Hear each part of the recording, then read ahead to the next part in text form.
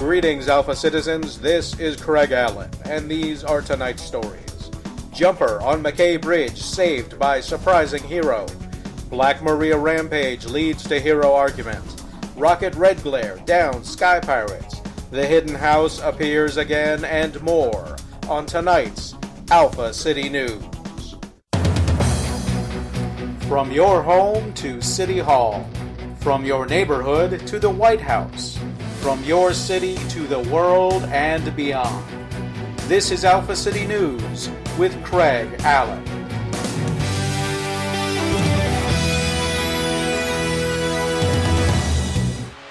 Tragedy was averted on McCay Bridge today as a surprising hero managed to talk a homeless, mentally challenged man out of leaping to his death. David Mann, 27, walked out onto the bridge with the express intent of throwing himself into the churning waters below, feeling that his life, without a home, but with untreated mental illness, was simply too painful to bear. As he climbed over the rail of the pedestrian walkway, however, an unlikely angel appeared next to him. James Nieder, taking a morning jog across the bridge, saw a young man at the end of his rope in need of help, which Nieder gave without hesitation. For more than an hour, Mann and Nieder spoke, as police kept one lane of the bridge closed and rescue boats circled underneath the pair. In the end, though, Nieder helped Mann back over the rail and saw him safely into an ambulance, which took the troubled young man to the West Side Fellows Hospital psychiatric unit. When approached by ACN's own intrepid reporter, Lindy Johnston, Nieder would only say, "I know how he feels. He just needed someone to listen to him for a while." And then Nieder continued his run across the bridge. It's all the more appropriate that David Mann should be helped by James Nieder, who does truly understand mental illness. Only last month, Nieder himself, having gone off his medication, was almost arrested for assault on a senior citizen, while dressed in a makeshift superhero costume and calling himself the Blue Bear. Today, on his meds and out of costume, James the Blue Bear Nieder was just the hero needed to save a young man in crisis. Black Maria has been striking across the city, kidnapping 4 more people over the last week, despite both Radiant and A-Flower attempting to bring her to justice. Ron Barrett, a sanitation worker, Joanne Kersey, a secretary, Sandy Williams, employed by Alpha City Power, and Frank McAvoy, a bank teller, were all kidnapped off the street in plain view of onlookers by Black Maria. Radiant and A-Flower both were able to arrive in time to try and stop the taking of Mrs. Williams, although bystanders said that Radiant seemed to ignore A-Flower instead of working alongside her as she has in the past. As such, the ebony criminal was able to make good her escape, while the two heroes failed to even delay her. Not only that, but Radiant was overheard telling A-Flower to, quote, "mind her own blank business and stop trying to poach my villains," before flying off in a huff. Black Maria seems to have really gotten under Radiant's skin, that the heroine would lose her almost proverbial good nature, and towards A-Flower, no less, given their mutual regard, which is well known amongst Hero Union insiders.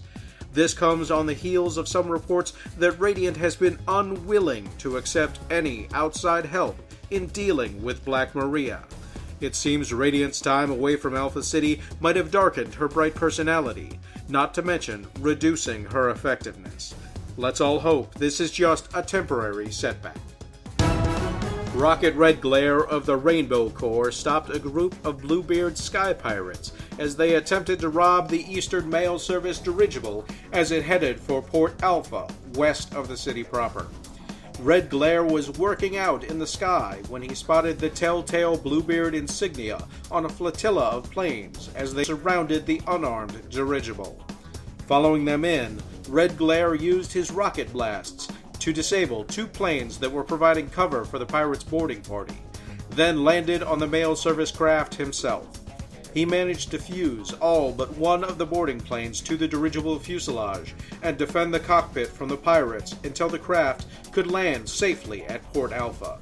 The unattached pirate plane managed to take off with approximately half the boarding pirates but was pursued and shot down by Alpha City's Sky Patrol. The pirates left in the mail dirigible were easily captured by Rocket Redglare and the officers of the Sky Patrol.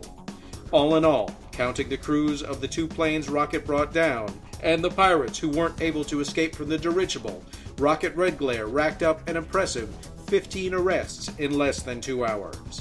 That's a personal best for the Rainbow Corpsman. Bluebeard must be rueing his bad luck. The Eldridge hidden house reappeared for the second time in as many weeks, this time in a barren field in upper Northchester County. Several children reported Presto the Witch engaged in heated combat with a number of creatures described variously as vampires, werewolves, mummies, Frankensteins, math teachers, chupacabras, zombies, goblins, hobgoblins, gobhoblins, and Jerry Lewis impersonators. Though faced with a large number of adversaries, Presto appeared to have the battle well in hand. Some longtime listeners may remember that the appearance of the Hidden House in early 1987 was one of the warning signs of the soon-to-begin demon invasion, during which the young Presto the Witch made her first public appearance. ACN's intrepid reporter Lindy Johnston spoke to Professor Slood, head of Eisner University's Department of Ophthalmic Studies, and, in his opinion, the return of the Hidden House, occurring alongside a general buildup of background strange waves, could point to something big in the magical reality-altering horizon. Should anyone have information on any other odd events, please email us right away at alphacitynews@gmail.com. Captain Stupendous had his hands full on Thursday, as Kid Imp brought the Captain's duplicate from a perpendicular universe to Alpha City. The duplicate, apparently called Pain Stupidest, and from the Stupid universe, spent several hours knocking over trolley cars, breaking gas mains, causing chemical spills, and throwing several school children hundreds of feet in the air, all while Captain Stupendous followed behind, making sure no civilians were hurt by the Pain's idiotic rampage. All looked to be lost when the captain suddenly vanished from right in front of Pain Stupidest, but luckily, it also confused Stupidest enough that he did nothing more than yell in fright, shattering nearby windows. Seconds later, Captain Stupendous had returned with the Reversal Gem, usually housed in the Hero Guild trophy room. Refracting the sun's rays through the gem, Pain Stupidest found himself turned into a genius. The 2 heroes then worked together to fool Kid Imp into popping out of our reality by making the other dimensional delinquent believe that his mother was about to appear and punish him. With the disappearance of the magical child, Pain Stupidest faded back into his own universe. The quick-thinking captain spent the next few hours erasing the last scars of his duplicate's time in our world. Herr Dr. Odd and the Odd Squad were called in to investigate a strange portal of glowing black that opened on the 50-yard line of Northside High School's football field earlier this week. After some preliminary tests, the doctor had his squad set up a cordon around the portal, straightened his eye patch, and stepped through the shimmering obsidian anomaly. Less than a second passed before the aptly named Dr. Odd returned, so quickly indeed it seemed possible that he had met himself coming and going. Sporting a fresh growth of beard, a new multicolored eye patch, and a torn action suit, the doctor told the breathless crowd that he had found on the other side of the portal a dimension populated by varicolored beings, seemingly made of light, locked in war over what seemed to be a debate with both ethical and culinary ramifications.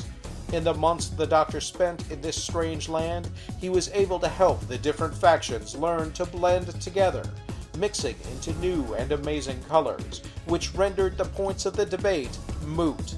Having solved their problem, the grateful beings returned Herr Dr. Odd to our world. The doctor was heard to say that, while it had been an extraordinary experience, months of living on the strange being's light food had left him with an overpowering hankering for pancakes. I hope they tasted as good as he imagined. The Legion of Odd, meanwhile, were helping a young man whose strange powers have just emerged. Dubbed Vox, which is Latin for voice, the young man can inadvertently cause others to become entranced by, and in some cases addicted to, the sound of his voice. The young man, whose name is being withheld due to his status as a minor, seems to have lost both of his parents, and the man placed as his guardian, a Mr. Langtree, had been using Vox to make money, by allowing people to listen to the boy speak, then charging them exorbitant sums once they had become addicted.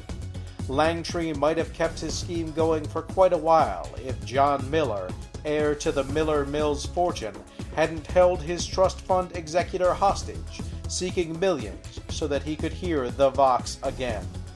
Langtree was attempting to flee with Vox in tow when the Legion of Odd, assisting police in the search for the strangely gifted young man, managed to find the house out of which the scam was being operated. Langtree is being held on a number of charges based on his mistreatment of the boy. Vox, meanwhile, has joined the student body of the Odd Institute, wearing a special vocoder that renders his voice harmless. We say good luck to the young man in his new home. Clockface and the Timekeeper, both being held in Alpha City Municipal Jail awaiting court dates, teamed up to break out early Friday. Using their skills of minor temporal control and mastery of split-second timing, the two criminals managed to cause enough confusion and mayhem that their escape wasn't noticed. Officers had been convinced that a number of disasters had occurred, including thinking a fire had broken out in the jail commissary, that the city had been bombed, that some officers had been replaced by Gatan shapeshifters, that the entire world was only a hallucination. A number of officers, convinced that the apocalyptician had come to Earth, barricaded themselves in the jail armory for most of the day, and two officers are still both convinced that they are the late musician Johnny Cash. It wasn't until late Friday night that enough order had been restored to the facility to allow a head count, at which time the dastardly pair's absence was confirmed. Given the amount of time between when the two presumably left the jail and when an alert was finally issued, it would seem that there was little chance of their being recaptured, at least until they break the law again.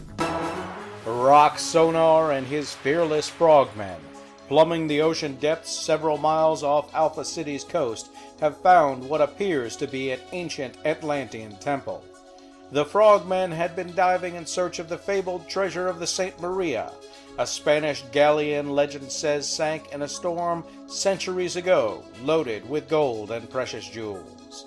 Sonar and his men were surprised when, instead of gold, they found shimmering white marble under the waves. Even more so when it became apparent that the temple was being protected by automatons in the shape of giant sharks, squid, and swordfish. One member of the frogmen, Frenchy Montaigne, was briefly captured by the automatons, but Sonar managed to cobble together a machine that interfered with the automatons' means of control, allowing Frenchy to be rescued. Sonar said that the Coast Patrol had been alerted to the location of the temple and were keeping a close eye on it until its existence could be revealed to Atlantean emissary Jenna Ball, who will be speaking at the League of Nations this coming month. And finally, this week's Super Combat Scorecard. Hellbrain was stopped but not captured by Baby Hawking. Big Weird Joe confused the abductive man. The Conundrum Corporation visited Kaiju Island in an adventure they just had to call Can Not a Kaiju Love?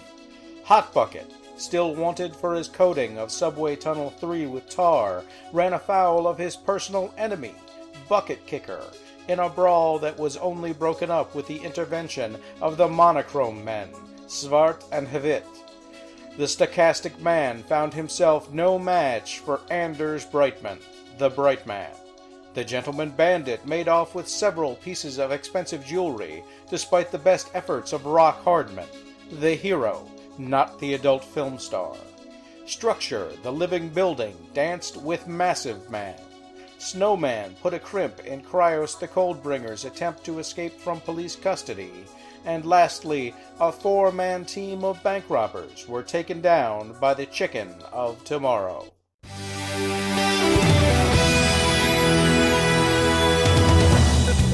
This has been Alpha City News with Craig Allen.